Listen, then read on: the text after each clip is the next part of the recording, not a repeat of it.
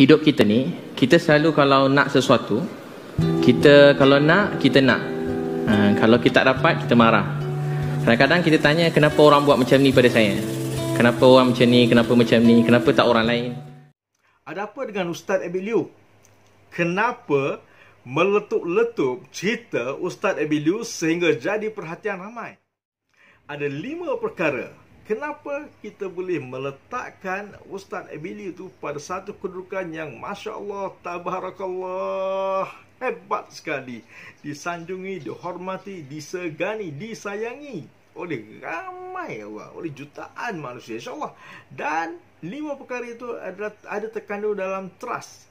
T-R-U-S-T. 5 perkara. T apa dia? T yang pertama adalah trust, percaya. Kita percayakan Ustaz, solid. Kenapa kita percayakan Ustaz?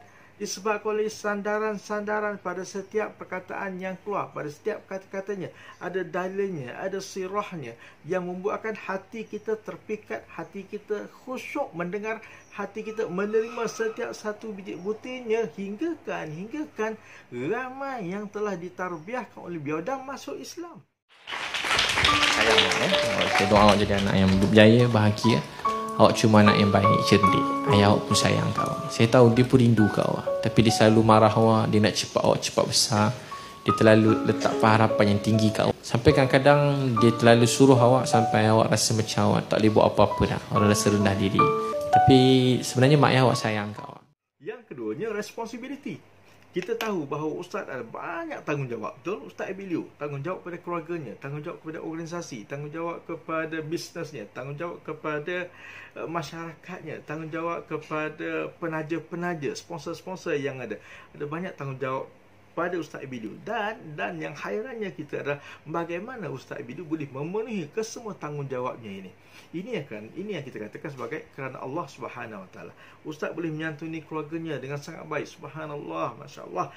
Sehingga kan isterinya disebut sebagai bidadariku, dan kita sejuk mendengar, kita tenang mendengar. Dan kita lihat macam mana kebajikan yang Ustaz Abid Liu buat. Dia menyantuni gelandangan, golongan-golongan sukar dan sulit. Dan pada masa yang sama memenuhi jemputan yang ada. Allahu Akbar. Demi kerana Allah Subhanahu Wa Taala dan demi kerana sayangkan kita semua. Ustaz tidak berkira. Kita nampak tu kan, Ustaz tidak berkira. Wangnya habis ketika waktu PKP ni, kita dikhabarkan wangnya sendiri lebih pada 1 juta. Tadi macam mana boleh muat banyak sikit? Besar sikit? Besar sikit.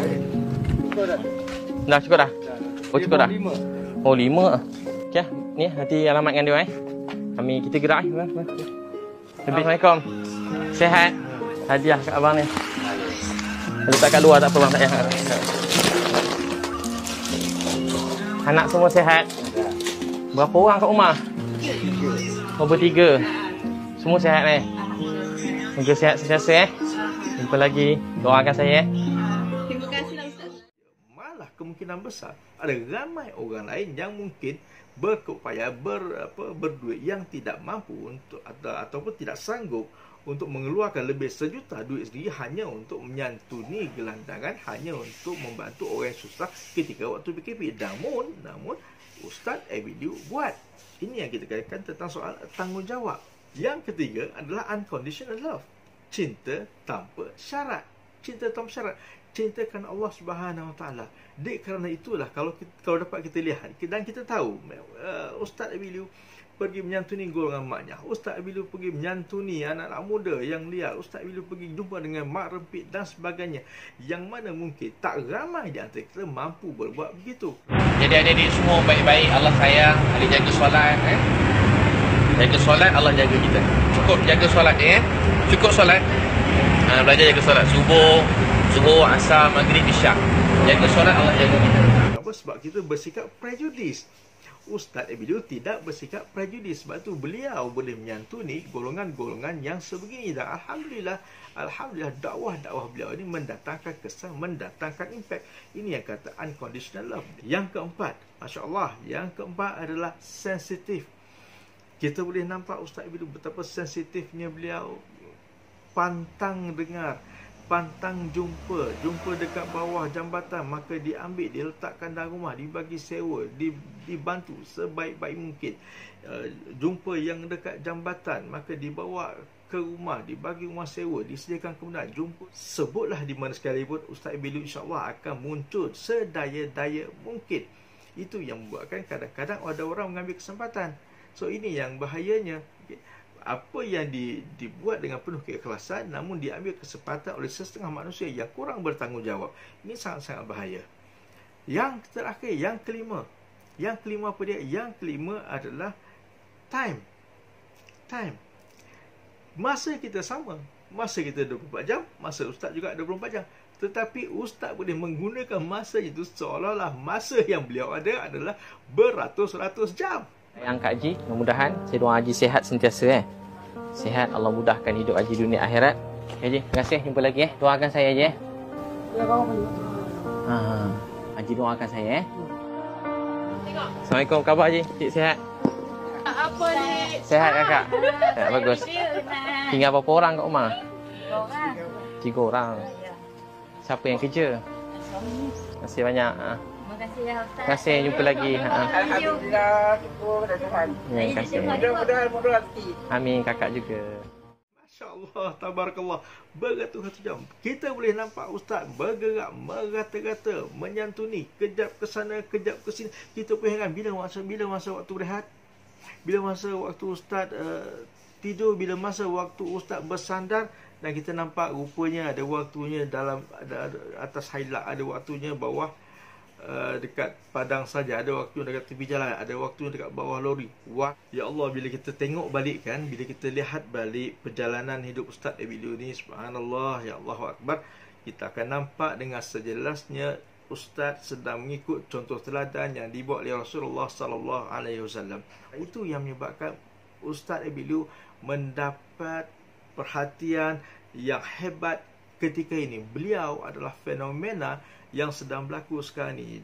Dan bayangkan, formula ini adalah formula yang biasa-biasa.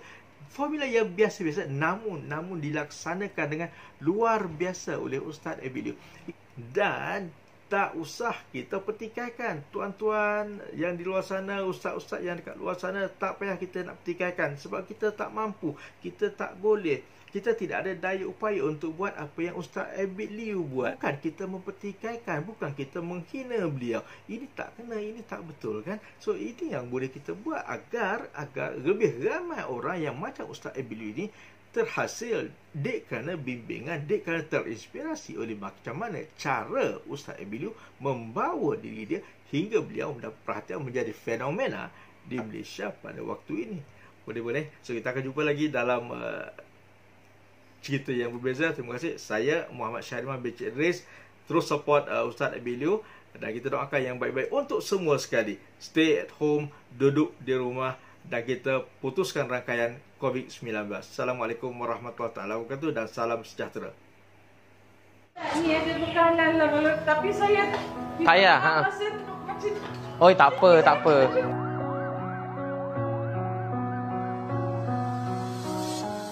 Tahniah semua sekali. Terima kasih semua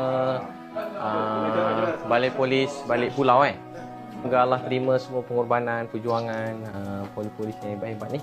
Allah saja yang balas semua kebaikan. Di musim ni pula COVID ni kan, berganda-ganda lah tugas yang memang dah sekian berganda tu. Tapi itulah pengorbanannya. Allah saja yang balas semua susah payah tu kan. Mudah-mudahan. Terima kasih semua.